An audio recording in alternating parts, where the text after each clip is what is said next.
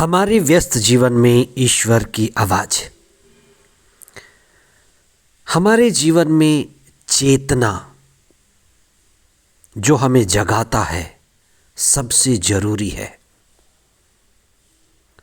और जब हम जागते हैं तो हमें धार्मिकता में बढ़ने की ज़रूरत है। बेहोशी की अवस्था में हम वह गलती करते हैं जो फरीसी शास्त्री और यूहन्ना बपतिस्ता के शिष्य करते थे, और अधार्मिकता का कारण हम वह गलती करते हैं जो इस्राएलियों के पहले राजा सौल ने किया। वह अधार्मिक हो गया। बलिदान चढ़ाने के लिए उसने ईश्वर की आज्ञा का उल्लंघन किया। इसलिए बेहोशी और अधार्मिकता हमें नीचे गिराती है। आज हम इस पर विशेष चिंतन करें। दूसरा सामान्य सप्ताह 19 जनवरी 2026 सोमवार। पहला पाठ सामुएल का पहला ग्रंथ अध्याय 15 पद संख्याएं 16 से 23 तक और संत मार्कुस का सुसमाचार अध्याय 2 पद संख्याएं 18 से 22 तक। ईश्वर हमें कई वरदान देता है और हमें ऊपर उठाना चाहता है, जैसे उसने इस्राएलियों के पहले राजा साउल को दिया था। उसे शक्ति दी थी, सामर्थ्य दिया था, बल दिया था, अधिकार दिया था, अभिषेक दिया था।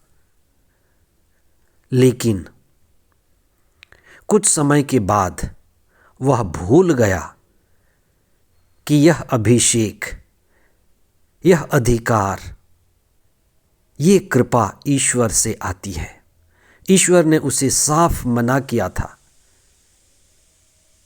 कि तुम मूर्ति पूजक जो अंधविश्वासी हैं उनको सुधारो, लेकिन वहां से कुछ मत लाना।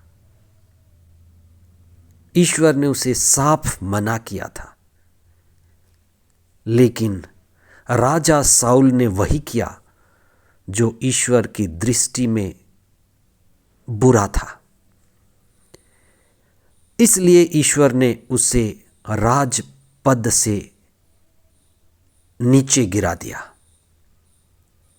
वह कृपा रहित हो गया और ईश्वर का एक वचन जो पुराने व्यवस्थान से होकर नए व्यवस्थान में भी गूंजता है, वह यह है कि मैं बलिदान नहीं लेकिन दया चाहता हूं।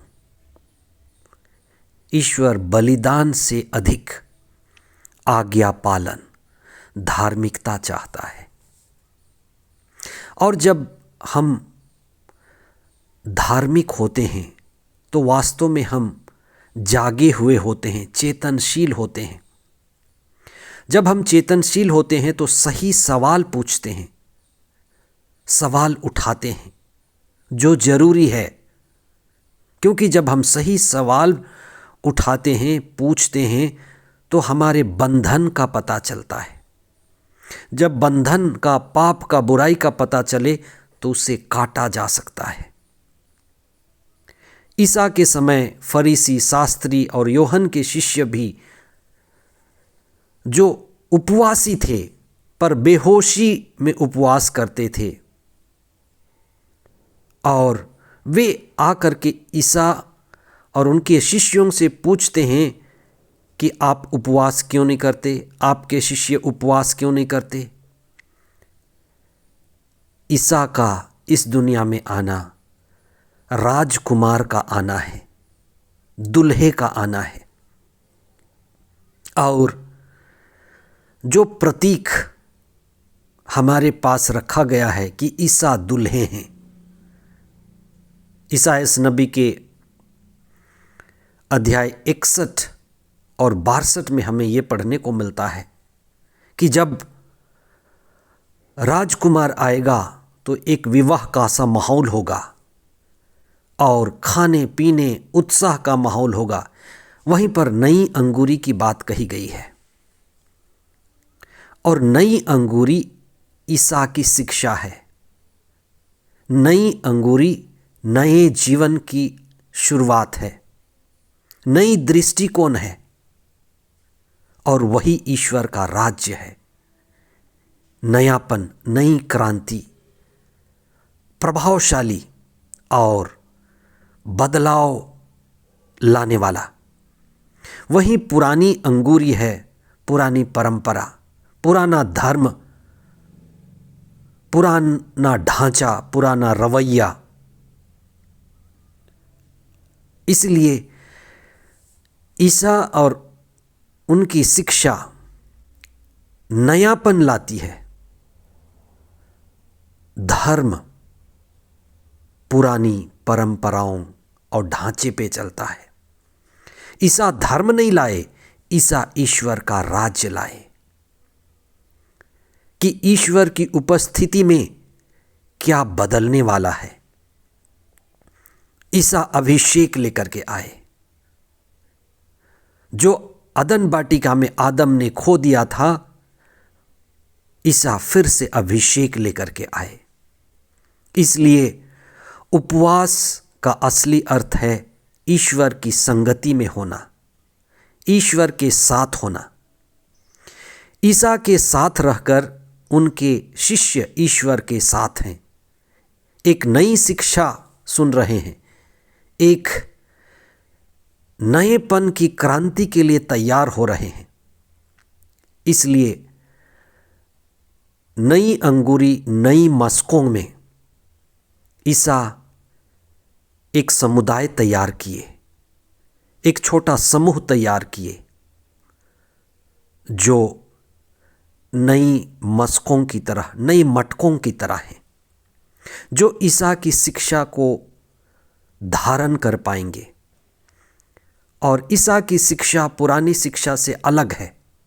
जैसे ईसा कई बार कहते हैं, तुमने सुना है कि कहा गया है अपने मित्रों से प्रेम करो और अपने शत्रुओं से बैर करो, पर मैं तुमसे कहता हूं अपने शत्रुओं से भी प्रेम करो। तुम्हारे एक गाल पर कोई थप्पड़ मारे तो दूसरा भी कर दो।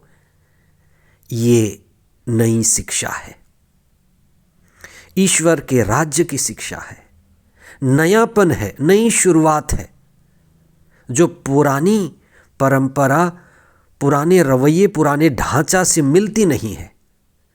इसलिए ईसा स्वर्ग राज की क्रांति इस दुनिया में लेकर के आए। मुझे आपको मालूम होना है कि हम इस दुनिया में क्यों हैं, हम क्यों शास्त्र पढ़ें, क्यों शिक्षा को गहराई से सुने और समझें। हम इस दुनिया में ईश्वर के राज्य को जीने के लिए बुलाए गए हैं। इसलिए पुरानी परंपरा, पुराने रवैये को त्यागें, शिक्षा को गहराई से समझें। हमें चेतनशील होना है, जागना है। और कई ऐसे सवाल हैं जो व्यर्थ हैं, कई ऐसे चीज़ें हैं जो व्यर्थ हैं, उनको सवाल उठाना है, हमें पूछना है। और जहाँ बदलाव लाना है, आत्मा बदलाव के लिए हमें प्रेरित करेगा। इसलिए हम बेहोशी में उपवास न करें, उपवास पर भी सवाल उठाएं और जो उचित बदलाव है, जो पवित्र आत्मा हमें बदलाव के लिए प्रेरित करता है, उसके लिए तैयार होकर के जीवन बिताएं। आमीन।